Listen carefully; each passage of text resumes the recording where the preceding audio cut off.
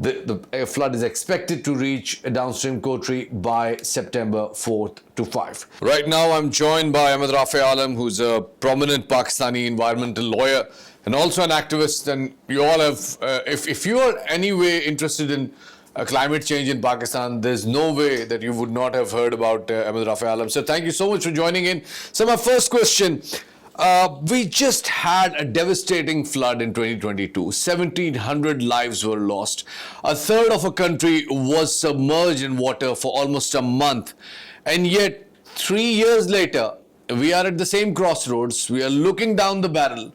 And it seems like we are totally unprepared. I want your comment on that, sir. It certainly seems like that. It certainly seems like that. But there's, you can't predict weather immediately, but broadly speaking, as the Earth heats up with global warming, the intensity of the monsoons is going to increase. We know this. And we know that global warming temperatures have risen about 1.1, 1.2 degrees centigrade since the Industrial Revolution. This is, as you can see, impacting the intensity of monsoons as they fall in Pakistan, as they fell in 2010, as they fell in 2016, as they fell in 2022, and as they fall right now amongst us.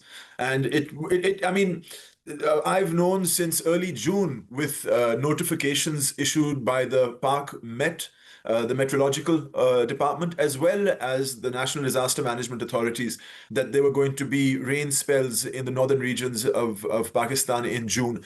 We knew the intensity with Doppler radar that was available on social media, where the rain was going to impact and what its intensity was going to be.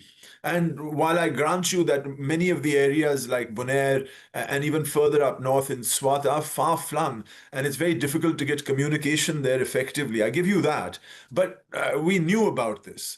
As we also knew about the rains that are currently falling over parts of Punjab and flooding the Chenab, the Ravi, and the Sutlej and the Beas. We knew about this last week when the the National Disaster Management Authority issued advisories.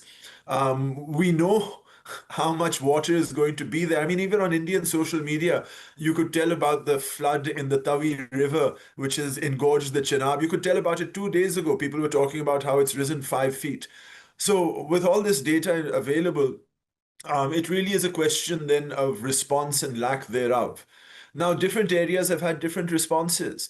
You've seen some very excellent early flood warning systems in Gilgit-Baltistan and indeed in parts of KPK. Barring Bonaire, and we're seeing some disaster recovery and relief being prescribed in Punjab right now, with literally tens of thousands of people being evacuated in Vihari and in Kasur, and also in Laya and Tonsa last week. But now, with these floods and the intensity that we see in the two rivers, the capacity of our disaster management, especially in Punjab, is going to be put to its test.